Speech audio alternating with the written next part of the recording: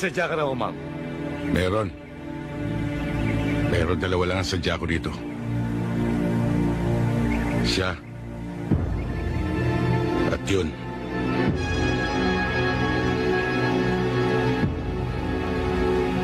Bakit? Anong kailangan mo sa amin? Maaring hindi niyo na ako namumukan. Dahil may 2 taon nang nakakaraan. Sa bahay ni Judge Di Mayuga. Ako lang ang natirang buhay.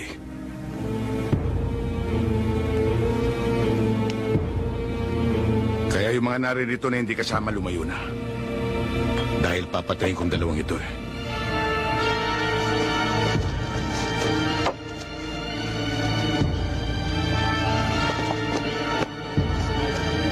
Paano yan? Kasama ako. Di tutumba rin kita.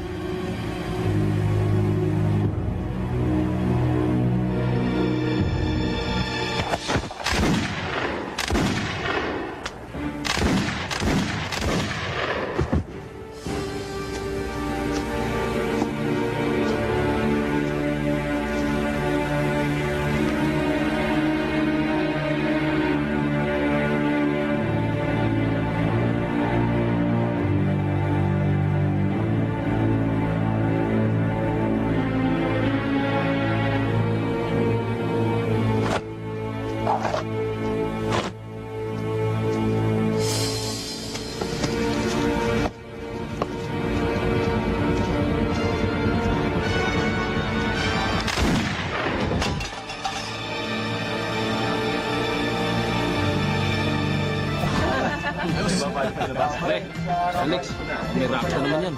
Sa palagay ko nga. Malalaman natin mamaya yun. Tsaka may party naman tayo dyan eh. Dapat lang siguro. Yun ang maganda ron. Walang gagalaw sa inyo. Ano ito? Sumama kayo sa akin ng mahinahon. Anong sinasabing to? At sino ka ba? Madaling tandaan. Mabanggit lang ang pangalan ni Judge Di Mayuga. Doon namatay ang pamilya ko. Ayoko nang maulit pa nangyari sa Talamban na kinakailangan pumatay pa ako. Kaya sumama kayo sa akin na mahusay. Pero may bago kayo kasama dyan ah. Hindi namin kasama. Parakto. Gusto kami dalhin. Siya pala ang dumali sa pinsan mo sa Talamban. Ikaw pala ah. Hindi mo ba alam Huwag na? kang makialam dito. Sila lang ang pakay ko. Bakit di mo makikialam? Eh pinsan ko yun. Putangin na!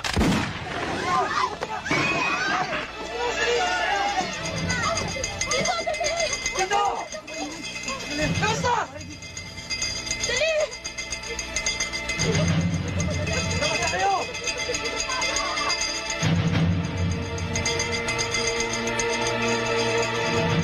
Huwag na natin palabasin ang buhay yan!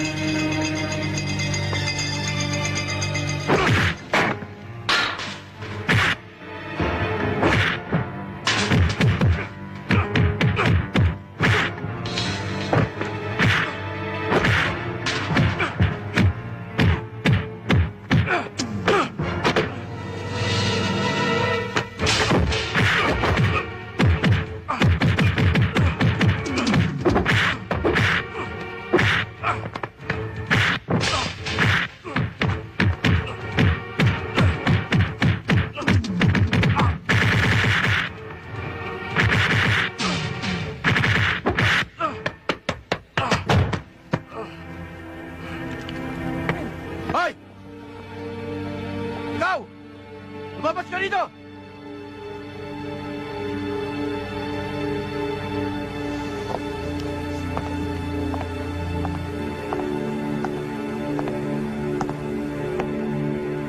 Yan, kuya. Ano man talaga ang gusto mong palabasin, ha? Tayo ka lang dito eh. Nagpapaandar ka na? Sa dinami-dami ng tao rito, kapatid ko pa tinalo mo? Tinanong mo ba sa kapatid mo kung anong pinagmulan? Hindi na importante yun. Nagkamali ka na sinagasaan. Sarge, pakiusap lang. Baka pwede nating pag-usapan to na maayos sa loob. Huwag kang makialam dito, Connie, ha? Alam ko ang ginagawa ko. Dapat lang na panagutin ko ang tao ito. Wala akong dapat panagutan. Umawat lang ako eh. Awat ba nakit ka? Ako nga ang pulis, hindi ko ginagawa yun eh. Pulis nga! Kaya gampanan mo pagka-pulis mo! Itong kapatid mo, bantayan mo sa ginagawa niya pananakot, pangungotong at pangugulpit sa mga tao dito. At sinasangkalan yung pagka-pulis mo. Ang ibig mo sabihin kung sinitidor ako? Hindi ba? Puta. Gusto mo itong bakita rito? Madaling sabihin yan eh.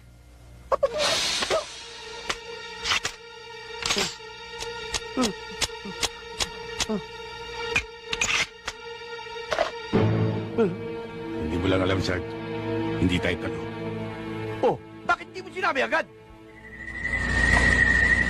Inaamin ko na sa ating mga batas ay maraming pagkukulang. Ngunit hindi ba halim? Hindi ang anyo, kundi ang diwa ng batas ang bumubuhay sa ustisya. Ginagawa lang namin ang nararapat upang manatiling buhay ang mga taong walang kalaban-laban.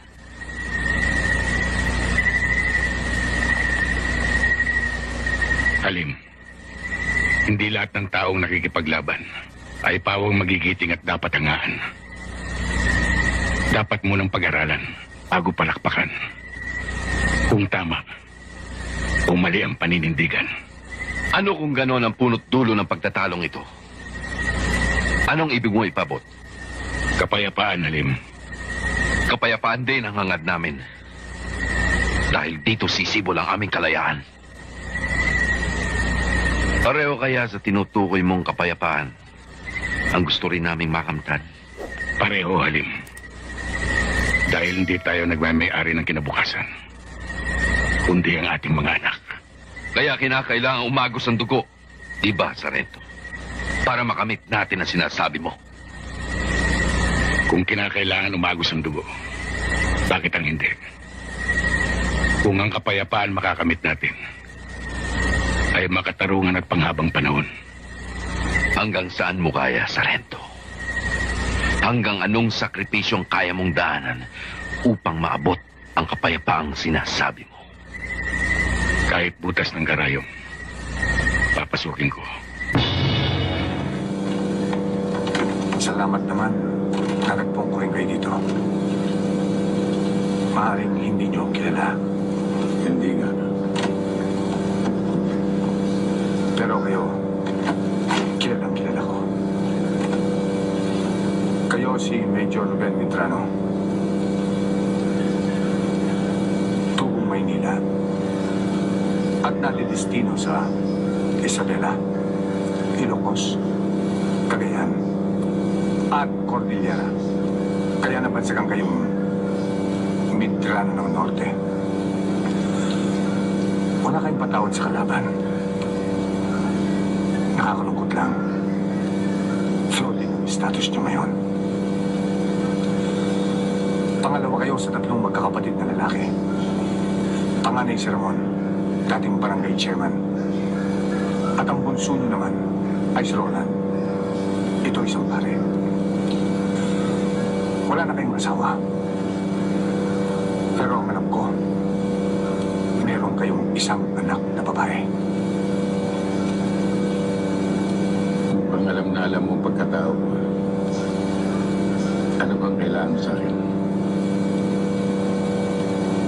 Naparito ako para patayin ka.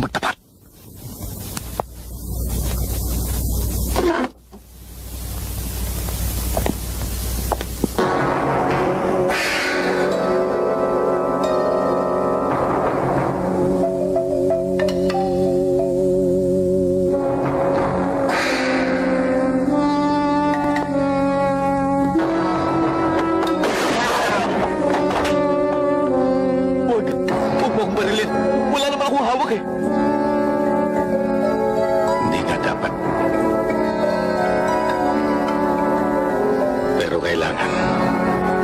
Nakita mo ang mukha ko eh. Eh ano kung nakita ko mukha mo? Yun na masama eh.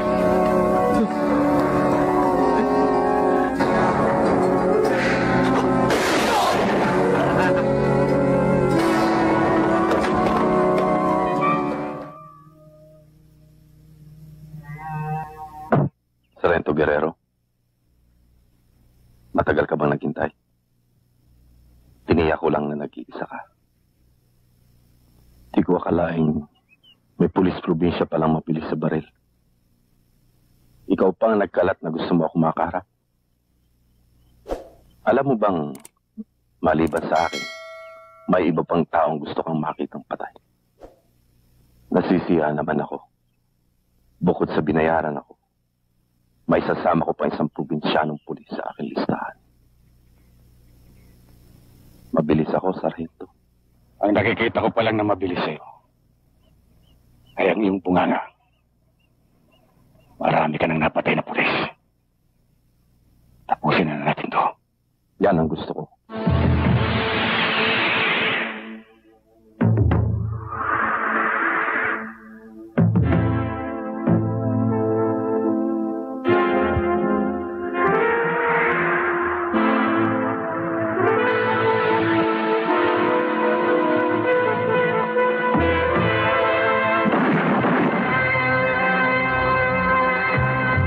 Oo, yan nga ho yung nagtanong sa amin eh. Lumayo kayo sa akin. Loy, doon ka sa loob.